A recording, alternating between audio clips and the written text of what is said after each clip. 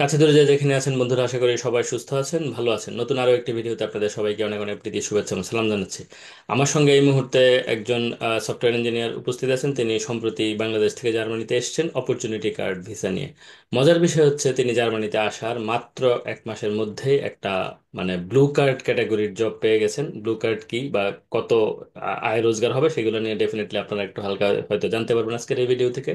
এবং উনি এত সহজে বা এত সংক্ষিপ্ত সময়ে আসলে কিভাবে একটা এত ভালো জব পেলেন সেই বিষয়টি সেগুলো থাকবে। এবং যারা আপনারা অপরচুনিটি কার্ড নিয়ে জার্মানিতে আসতে চান, আমার দৃঢ় বিশ্বাস ভিডিওটা আপনারা শেষ পর্যন্ত দেখলে অপরচুনিটি কার্ড নিয়ে আরো সম্যক ধারণা পাবেন এবং এক ধরনের কনফিডেন্স পাবেন যে আসলে জার্মানিতে আসলে জব হয়তো পাওয়া যাবে।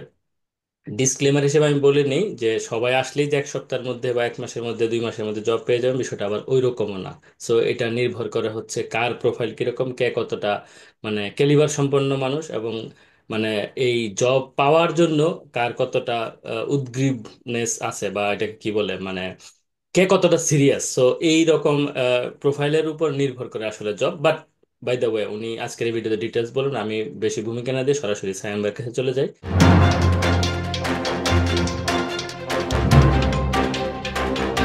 সাইম ভাই, আমার ভূমিকা সরি একটু লম্বা হয়ে গেল, কেমন আছেন আপনি? না না ভাই, ভূমিকা আপনি সঠিক করছেন। আলহামদুলিল্লাহ ভালো আছি। আপনি কেমন আছেন? জি, আমিও ভালো আছি, থ্যাংক ইউ। সো আপনি যদি একটু আপনার সম্পর্কে বলেন আর কি, আসলে আপনার একাডেমিক ব্যাকগ্রাউন্ড এবং আপনার ক্যারিয়ার প্রোফাইল, এই বিষয়টা যদি একটু বলেন।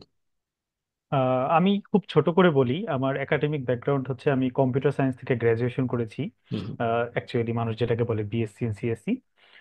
এরপর আমার প্রফেশনাল এক্সপিরিয়েন্স আছে 6 বছরের। 6 বছর ধরে আমি সফটওয়্যার ইঞ্জিনিয়ার হিসেবে জব করছি বিভিন্ন কোম্পানিতে।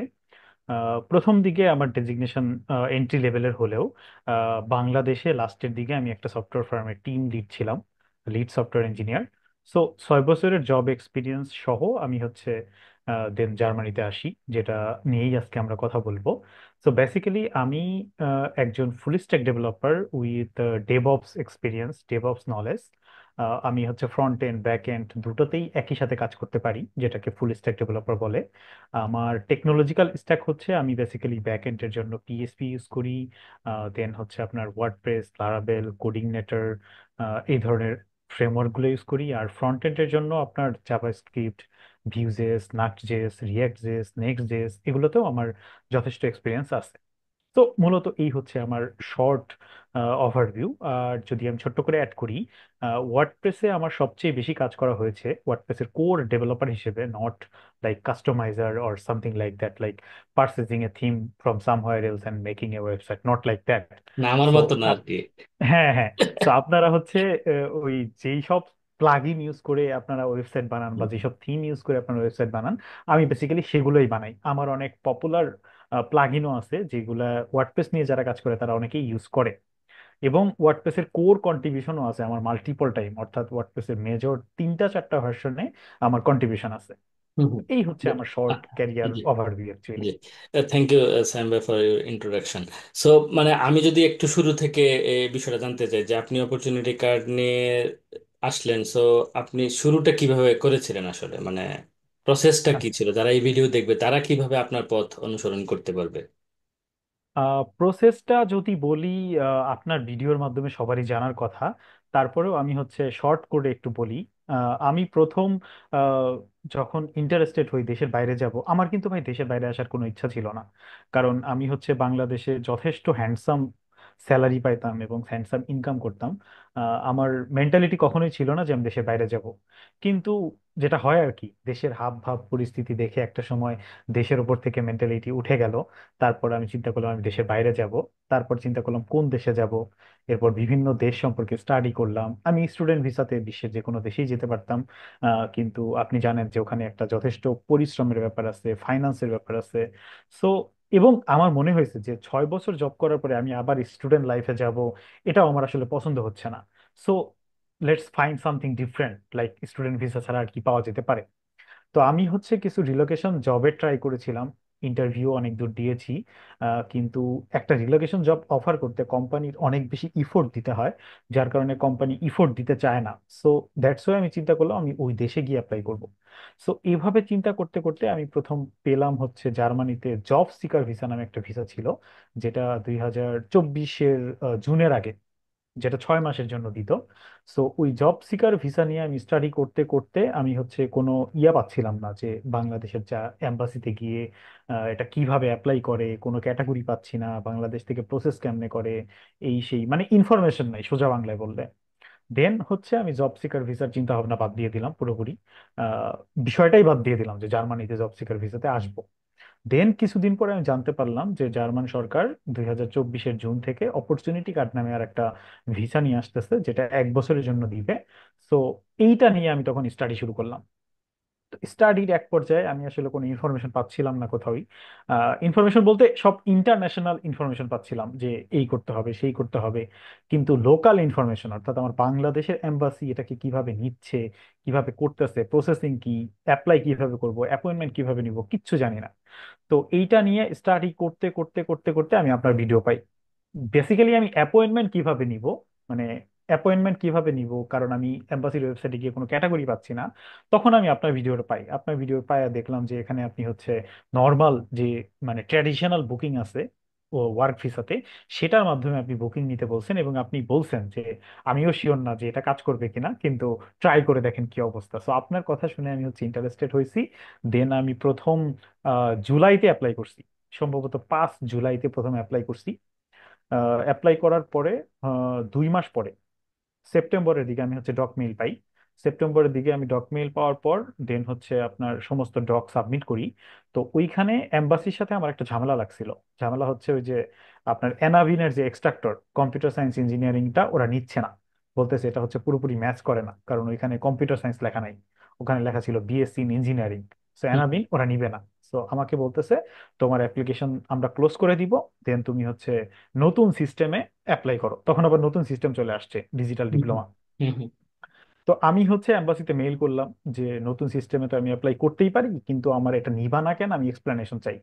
আর এইটাই যে সঠিক জিনিস সেটার আমি একটা মেইল করছি যে বাংলাদেশে বিএসসি ইঞ্জিনিয়ারিং বলে কোনো ডিগ্রি নাই, তার আগে কিছু না কিছু থাকে, কম্পিউটার সায়েন্স থাকে, ইলেকট্রিক্যাল ইঞ্জিনিয়ারিং থাকে, মেকানিক্যাল ইঞ্জিনিয়ারিং থাকে, কিছু না কিছু থাকে। সো এইটা অ্যাকসেপ্ট না করার কোনো রিজন নাই, মানে লিটারালি আমি এম্বাসির সাথে তর্ক করতেছি। তো এরপরে হচ্ছে এম্বাসি আমাকে রিপ্লাই দিছে যে বাংলাদেশে কি আছে না আছে এটাই ওটা কিনা সেটা ভেরিফাই করা এম্বাসির দায়িত্ব না। এম্বাসি এটা ভেরিফাই করার জন্য রেসপন্সিবল না, এটার জন্য রেসপন্সিবল হচ্ছে জ্যাব। তুমি হচ্ছে আমাকে জ্যাব দাও, আর জ্যাব নিতে হচ্ছে সময় লাগবে। সো তোমার এই অ্যাপ্লিকেশনটা ক্লোজ করে দেই, দেন হচ্ছে নতুন মাধ্যমে তুমি অ্যাপ্লিকেশন করো। তো আমার হচ্ছে তখন মেজাজ টেজাজ খুব গরম যে নতুন সিস্টেমে অলরেডি 1 বছরের একটা কিউ চলে আসছে, আমি এখন আবার 1 বছর পরে যাব কিনা। তখন আমি এম্বাসিকে আবার মেইল দিছি যে আমি হচ্ছে ইয়া করতেছি, আমি জ্যাবে অলরেডি অ্যাপ্লাই করছি, আমি কিন্তু বেসিক্যালি অ্যাপ্লাই করি নাই।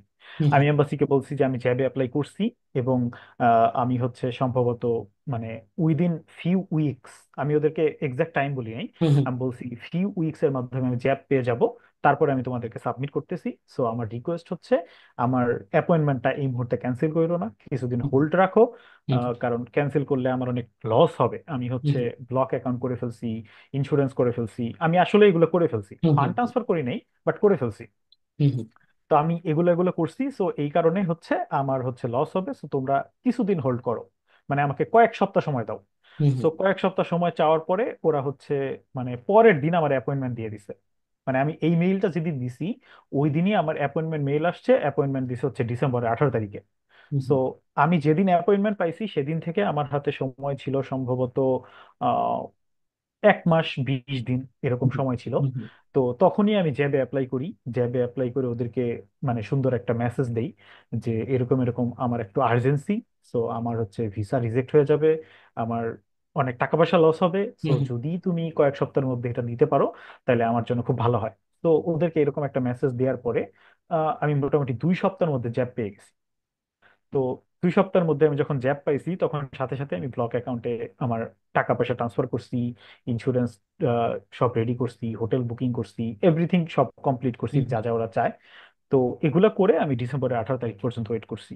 দেন ডিসেম্বরের 18 তারিখে গিয়ে ইন্টারভিউ দিলাম।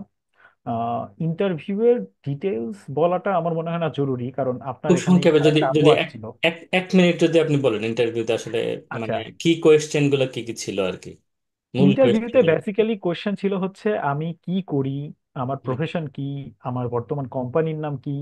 আমি যখন বলছি সফটওয়্যার ইঞ্জিনিয়ার, তখন আমাকে বলছে যে কি কি সফটওয়্যার তুমি বানাও, কি কি হুম প্রোগ্রামিং ল্যাঙ্গুয়েজ ইউজ করো, এই ধরনের কোশ্চেন করছে।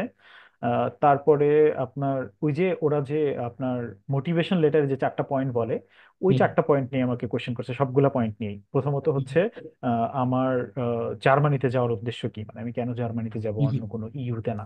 এবং আমাকে বলে দিছে আমি যেন 2টা রিজন বলি, বেশি না। ওরা হুম আমার কাছে 2টাই জানতে চাইছে।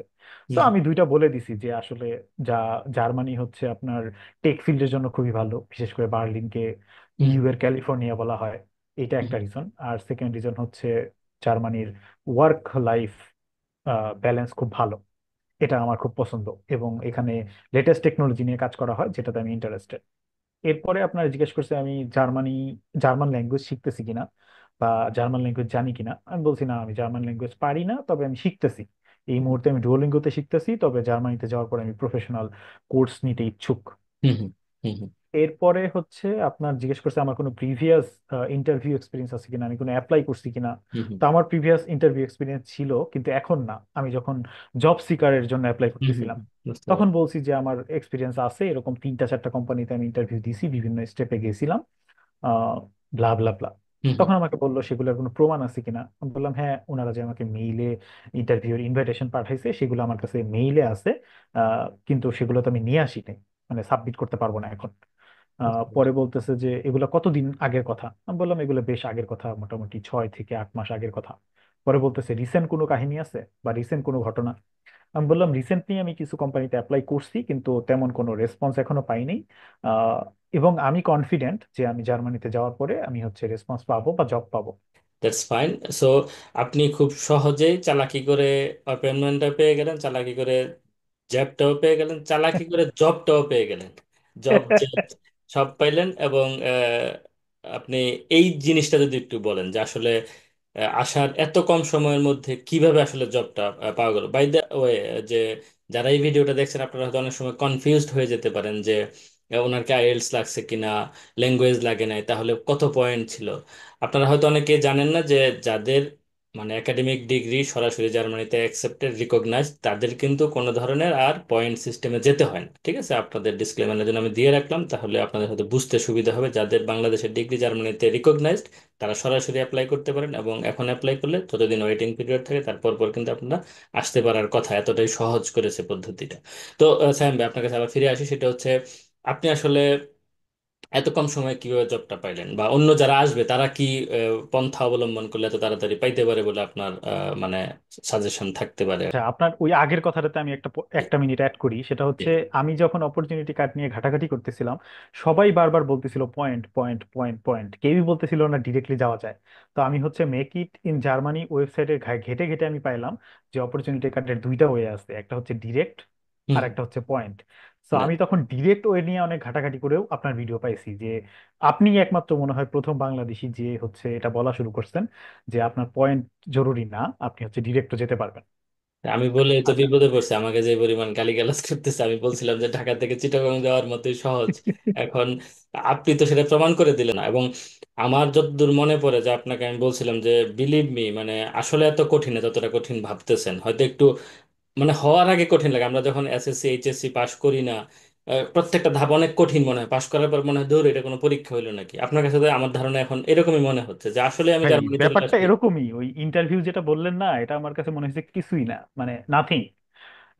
ইন্টারভিউ যা জিজ্ঞেস করতেছে এটা আসলে গল্প করার মতোই, এখানে আসলে মানে ইয়া করার কিছু নাই। ওদের ওদের আর কিছু ফরম্যাট থাকে, সেই ফরম্যাটের কোয়েশ্চেন গুলো করে, জাস্ট হচ্ছে কাইন্ড অফ কনভারসেশন, যে একটু বুঝার হ্যাঁ, জন্য যে আসলে আপনি মানে কে কেন যাচ্ছেন, কি আসবে বিষয়, কাগজপত্র সব ঠিকঠাক আছে কিনা, আপনি আসলে সেই পার্সন কিনা যে পাসপোর্টটা নিয়ে আসে, বা নাকি অন্য কেউ ভুয়াবাজি করতেছে, এরকম একটু বুঝা টুজার জন্য একটু হালকা হ্যাঁ, হ্যাঁ, মানে হ্যাঁ। ভেরিফাই ওরা করে আর কি। তো যাই হোক, এখন জব কেমনে পাইলেন বলেন, এটা হচ্ছে বিষয়, এবং বাংলাদেশের মানুষ ডেফিনেটলি জানতে চাইবে, সেটার পরে আসি। কিন্তু আপনি আগে বলেন জব কেমনে এত তাড়াতাড়ি পাইলেন, বাংলাদেশের আচ্ছা অন্য ভাই বোনেরা কিভাবে তাড়াতাড়ি পাইতে পারে। আমরা আর 2-4 মিনিটের মধ্যে শেষ করতে হবে, কেন অলরেডি আমাদের লম্বা হয়ে যাচ্ছে ভিডিও। জি। আচ্ছা আচ্ছা, জব পাওয়ার স্টোরিটা হচ্ছে ওই যে বললাম যে 18 তারিখে আমি ইন্টারভিউ দিছি, আমি ভিসা পাইছি পরের মাসের জানুয়ারির 22 তারিখে, এবং আমি ফ্লাই করছি হচ্ছে ফেব্রুয়ারির 10 তারিখে, জার্মানিতে এসে পৌঁছেছি ফেব্রুয়ারির 11 তারিখে। তো এখন কথা হচ্ছে যে জার্মানিতে এসে পৌঁছানোর পর আমি হচ্ছে বিভিন্ন কোম্পানিতে প্রথমে অ্যাপ্লাই করছি। অ্যাপ্লাই করার পর আমি কোনো ফিডব্যাক বা রেসপন্স পাচ্ছিলাম না। এরপর আমি হচ্ছে আপনার বিভিন্ন মানুষকে রিচ আউট করছি জার্মানিতে, বিভিন্নভাবে কানেকশন দিয়ে যেভাবে খুঁজে পাচ্ছিলেন পাওয়া না, যায়। পাচ্ছিলেন না মানে আপনি তো করছেনই কয়েকটা মনে হয়, নাকি খুব বেশি তো? হ্যাঁ মানে লিটারেলি আমি হচ্ছে এক সপ্তাহ ধরেন 11 তারিখ থেকে 18 তারিখ এই পর্যন্ত যে অ্যাপ্লাই গুলো করছি এগুলোর কোনো রেসপন্স পাইনি, কারণ মানে আমার ফেব্রুয়ারির 11 তারিখ আপনি এসেই অ্যাপ্লিকেশন শুরু করছেন, 7 দিন হ্যাঁ 8 দিনের মতো, মানে মোটামুটি হ্যাঁ সপ্তাহ অ্যাপ্লিকেশন করছেন। তারপরে আমরা কিন্তু এখনো মার্চ পার হয় নাই, আমরা যখন ভিডিওটা করছি আজকে 27 মার্চ। হ্যাঁ। বা আপনি আরো এক সপ্তাহ আগেই তো আমাকে বলছিলেন যে আপনি জব হ্যাঁ কন্ট্রাক্ট সাইন করতে যাচ্ছেন। সো হ্যাঁ এত হ্যাঁ মানে তড়িৎ গতিতে পৃথিবীর কোথাও চাকরি হয়, এটা তো খুবই মানে আনবিলিভেবল। জার্মানিতে চাকরি পাওয়া কিন্তু বাই দ্য ওয়ে সহজ না, হ্যাঁ কঠিন। আচ্ছা। অনেকে ভুল বুঝতে পারে, কিন্তু আপনি পেয়ে গেলেন, অনেকটা লাক ফেভার করছে, আর আপনার যোগ্যতা তো আছে। সো আপনি মোটামুটি 7 দিন 8 দিন চেষ্টা করলেন, অ্যাপ্লিকেশন করছিলেন। কয়টা অ্যাপ্লিকেশন করছিলেন আপনি? আমি মনে হয় টোটাল 40-50টা অ্যাপ্লিকেশন করছি। এই অল্প সময়ের মধ্যেই? হ্যাঁ। আচ্ছা। আচ্ছা, আচ্ছা তারপর আপনি আমি রিচ আউট করছিলেন, তারপরে গল্পটা যদি বলেন যে। হ্যাঁ এই পয়েন্টটাতে আমি একটু ক্লিয়ার করি যে আমি হচ্ছে আসার পরে প্রথম কয়েকদিন যখন আমি অ্যাপ্লাই করছি কোনো ফিডব্যাক পাইনি, মানে আমার কথা হচ্ছে ফিডব্যাক আসবে না কেন, পজিটিভ নেগেটিভ যা আসুক আসবে তো। আর আমি আমার নিজের স্কিল এবং যোগ্যতার উপর কনফিডেন্ট ছিলাম যে চাকরি হোক আর না হোক অ্যাটলিস্ট আমাকে প্রথম অবস্থায় রিজেক্ট করার কথা না। দেন হচ্ছে আমি কিছু মানুষকে রিচ আউট করি এর ওর থ্রোতে, এবং আমার হুম সিভিটা তাদেরকে দিয়ে রিভিউ করাই। হুম হুম তাদেরকে রিভিউ করানোর পর তারা বললো যে ভাই আপনার সিভি বেশ ইমপ্রেসিভ, কিন্তু জার্মানিতে আপনি রেসপন্স পাচ্ছেন না, তার রিজন হতে পারে যে আপনার সিভিটা ইন্টারন্যাশনাল স্ট্যান্ডার্ড মেনটেন করে, স্পেসিফিক্যালি ইউএস এর জন্য। সো হুম জার্মানিতে সিভি বানানোর ক্ষেত্রে আপনার হচ্ছে কিছু জিনিস আপনার ইম্পর্টেন্ট, যেমন আপনার বিজনেস ডেটা ইম্পর্টেন্ট, তারপরে হচ্ছে সার্টিফিকেশন ইম্পর্টেন্ট, বিভিন্ন কোর্স আপনি করছেন কিনা সেগুলো ইম্পর্টেন্ট, এক্সট্রা কারিকুলাম অ্যাক্টিভিটিস আপনার আছে কিনা সেগুলো ইম্পর্টেন্ট। কিন্তু সিভিটা কি আপনার জার্মান ছিল না ইংলিশ ছিল ভাষা? ভাষা ইংলিশ ছিল, সিভিটা তো ইংলিশে আপনি বানানো তো এবং সুপার লাকি। নর্মালি জার্মানিতে বলাই হয় যে জার্মান সিভি, মানে জার্মানিতে জার্মান ভাষা হইলে ধরেন যে প্রথমে তো চোখে পড়ে আমার দেশের ভাষা, আচ্ছা গুড, মানে একটা ইমপ্রেশনটা মানে অন্যরকম হয় আর কি। এই জন্য আচ্ছা জার্মান থাকলে ভালো, যদিও আপনি ইংলিশেই কথা বলবেন বা ইন্টারভিউ দিবেন ফাইন, কিন্তু জার্মান থাকা ভালো আর কি। যাই হোক, তারপরে।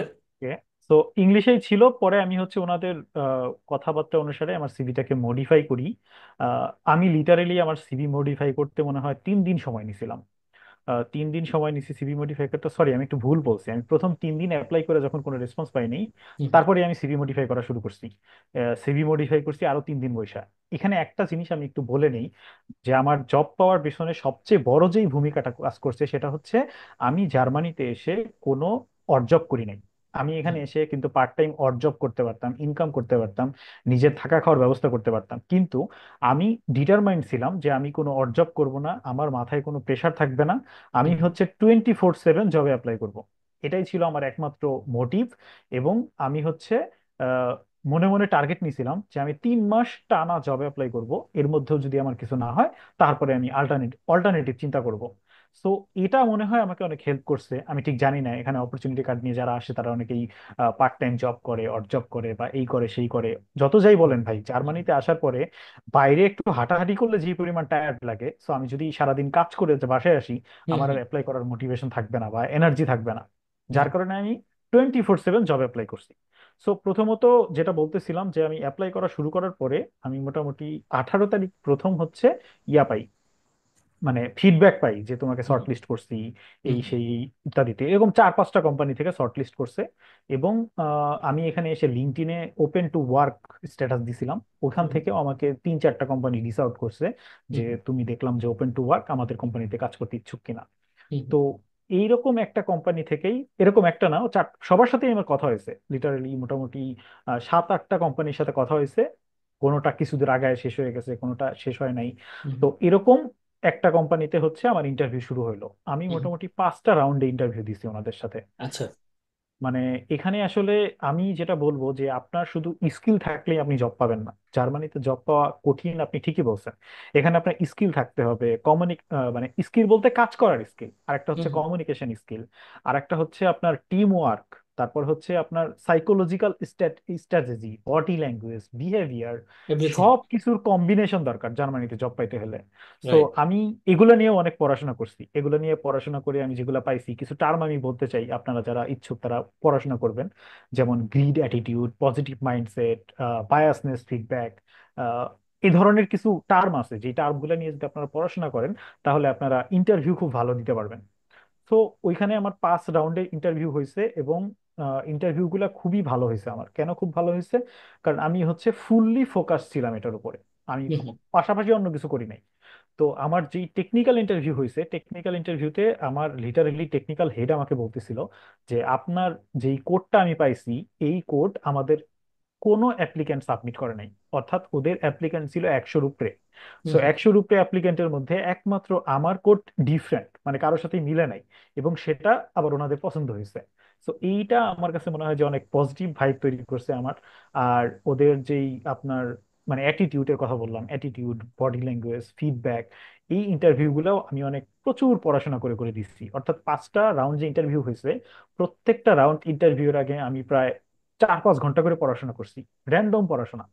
হুম হুম। তো এইভাবে আচ্ছা। আমি বলতে গেলে ইন্টারভিউ ক্র্যাক করছি। Very good. সো আবারও আপনাকে কংগ্রেচুলেশনস, আপনি মোটামুটি একটা আইডিয়া দিয়ে দিয়েছেন যে আসলে যে জিনিসগুলো আপনি বললেন যে শুধু ট্যালেন্ট থাকলে চাকরি পাওয়া যাবে না, কারণ শুধু রেজাল্ট দিয়েও চাকরি হবে না। আপনার ভুরি ভুরি আপনার সার্টিফিকেট আছে, সার্টিফিকেট একবার হয়তো দেখবে, কিন্তু আপনি যখন ইন্টারভিউটা দিতে যাবেন তাকে তো ইমপ্রেস করার ব্যাপার থাকবে, তাই না? সো ইমপ্রেস করার জন্য আপনার কিছু সাথে যে আমি কথা বলতেছি, আমার চেহারা কেমন, আমার ফেস কেমন, সব আমি কিছুতে। কিভাবে জি। অ্যাটিটিউড করতেছি, হ্যাঁ। সবকিছু ইম্পর্টেন্ট। আপনি যদি লাইভ ইন্টারভিউ দিতে চান, আপনাকে হয়তো তারা একটা কোক বা ড্রিঙ্কস অফার করলো, মানে পানি আচ্ছা, অফার করলো, আপনি আমার ইন্টারভিউ সব অনলাইনে হয়েছে যদিও। রাইট বলছি আর কি। সো যদি আপনি সেটা নেন, সেটা দিয়েও তারা একটা বিচার করে, যদি না নেন সেটা দিয়ে একটা বিচার করে। পানি যদি নেন খেতে, তাহলে কিভাবে খাচ্ছেন সেটাও খেয়াল করবে। যে যদি আপনি ডিনাই করেন, তাহলে সেইটাও অনেক সময় ডিনাইয়ের একটা আবার ইয়ে আছে, ম্যানার আছে। ঠিক আছে, সো এগুলো প্রত্যেকটা জিনিস দিয়ে ওরা বুঝার চেষ্টা করে। তো স্যাম ভাই, আসলে অনেক লম্বা হয়ে যাচ্ছে গল্পটা, পরে হয়তো আবার কখনো আসবো। আপনি যেহেতু মানে চাকরি পেয়ে আবার দেশেও যাচ্ছেন আপনার মানে 1 মাসের মধ্যে আবার আপনি দেশেও যাচ্ছেন ঘুরতে, খুবই ভালো। এখন বাংলাদেশের মানুষ ভাই, আমি জানি এটা খুবই অড কোয়েশ্চেন, কিন্তু একটা আইডিয়া তো দিতেই হয় মানুষকে। আপনার স্যালারি জিজ্ঞেস করা উচিত না, বয়স জিজ্ঞেস করা উচিত না, বাট তারপরে আপনার রেঞ্জটা যদি একটু বলেন, তাহলে মানুষ হয়তো মোটিভেটেড হবে যে না ভাই, আমার একজন বড় ভাই বা আমার দেশি ভাই এইরকম রেঞ্জের একটা ইনকাম করবে, আমিও নিশ্চয়ই পারবো ভালো করে চেষ্টা করলে। রেঞ্জ বলাটা তো ঠিক হবে না, কারণ এটা একটা পাবলিক ভিডিও। আচ্ছা, রেঞ্জ 5 থেকে 10 লাখ এর মধ্যে তো হবে। হ্যাঁ, এর মধ্যে। আচ্ছা, তাহলে তো হয়ে গেল। মানে আমি এক্সাক্ট বলতে চাচ্ছি না, সো আমি তো মাঝখানে একটা অ্যামাউন্ট বলতেই পারি। তো যাই হোক, হ্যাঁ। এটা জাস্ট মানে এটা কোনো বেতন নিয়ে বাহাদুরি করার বিষয় না, কারণ যারা ব্লু কার্ড ক্যাটাগরিতে যায় তারা মানুষজন জানে মোটামুটি কত স্যালারি হয়। বাই দ্য ওয়ে 48,000 কোনো একটা অ্যামাউন্ট হয়, না 43,800 উপরে হইলে হয়। সো ডেফিনেটলি আপনার বেতন 50,000-এর নিচে হওয়ার কোনো মানে না। এটা মান্থলি না বন্ধুরা, বাৎসরিক। সো আপনারা একটা নিশ্চয় আইডিয়া পেয়ে যাবেন। তো সাইম ভাই, আপনি কি আর কোনো কিছু যুক্ত করতে চান এই ভিডিওতে, নাহলে আমরা মানে শেষ করে দিব আর কি? না, তেমন কিছু আর যুক্ত করার নাই। আমি শুধু একটা জিনিসই বলতে চাই যে আপনার লক্ষ্যে পৌঁছানোর জন্য আপনাকে সবসময়ই চেষ্টা করে যেতে হবে, কখনো হাল ছাড়া যাবে না। আমার মতো নাছোড়বান্দা হইতে হবে যে এটা কেন হবে না, এটা আমি হইতেই হবে, করতেই হবে। আমার প্রথম ইন্টারভিউ হয়েছে হচ্ছে ফেব্রুয়ারি 18 তারিখে, আমি এখানে ল্যান্ড করছি ফেব্রুয়ারি 11 তারিখে, আর আমি জব অফার পাইছি মার্চের 18 তারিখে, এবং আজকে হচ্ছে আমি জব কন্ট্রাক্ট সাইন করে আসলাম। বেসিক্যালি গতকালকে সাইন করে আসছি, আজকে সেটা হাতে পাইলাম। তার মানে আপনি মোটামুটি জার্মানি আসার আপনার যদি আমি টাইম লাইনটা বলি, 6 মাসের মধ্যে আপনার সবকিছু হয়ে গেছে। মানে আপনার ইন্টারভিউ, আপনার হ্যাঁ। জব ইন্টারভিউ, আপনার ভিসা, এবং আপনি এসে আবার দেশেও ফিরে যাচ্ছেন। মোটামুটি 6 মাস লাগে নাই তো, আসলে আরো কম আমার ধারণা। অ্যাকচুয়ালি 6 মাস লাগছে আমার ভিসা পাইতে। মানে আমি জুলাইতে শুরু করে ডিসেম্বরের দিকে ভিসা পাইছি, জানুয়ারির দিকে ভিসা পাইছি। জি। ওটা হচ্ছে 6 মাস। আর এখানে ফ্লাই করে জব পাইতে লাগছে আর 1 মাস বা 1.5 মাস বলতে পারেন জি। এক্স্যাক্টলি বললে। কিন্তু আপনার তো প্রসেসটা তো শুরু হয়েছে আরেকটু পরে, জুলাইতে কি আপনি অ্যাপ্লিকেশন, জুলাইতে জুলাইতে প্রথম আপনি আমি করেন, রাইট? আপনিও প্রথম দিককারই লোক, অ্যাপয়েন্টমেন্ট হ্যাঁ নিছি। হ্যাঁ, হুম হ্যাঁ, হুম। সেপ্টেম্বর থেকে প্রসেস শুরু হয়েছে বলা রাইট। যায়। সেপ্টেম্বর থেকে যদি প্রসেস শুরু হয় তাহলে 6 মাসের মধ্যে আসলে হয়ে গেছে, কারণ হ্যাঁ, ধর হ্যাঁ, এখনো 3 মাস পার হয় নাই, আর ওই দিক দিয়ে 3 মাস, অক্টোবর থেকে যদি আমরা ধরি মোটামুটি 6-7 মাসের মধ্যে আপনার সবকিছু হয়ে গেল। তার মানে হচ্ছে খুব বেশি যদি আপনি ডিটারমাইন্ড থাকেন, কনফিডেন্ট থাকেন, তাহলে কিন্তু আসলে পাওয়া সম্ভব, সেটা আপনি করে দেখিয়েছেন, তাই না? মানে আমি এটা বলতেই চাই আপনাকে, এই কৃতিত্ব আপনাকে আমি দিতেই চাই। এবং আমাদের সঙ্গে আপনার এই গল্প শেয়ার করার জন্য আবারও ধন্যবাদ। আমার দৃঢ় বিশ্বাস ভিডিওটা আপনারা বন্ধুরা যারা দেখছেন, মানে তারা নিশ্চয়ই মোটিভেটেড হবেন সায়েম ভাইয়ের এই গল্প শুনে।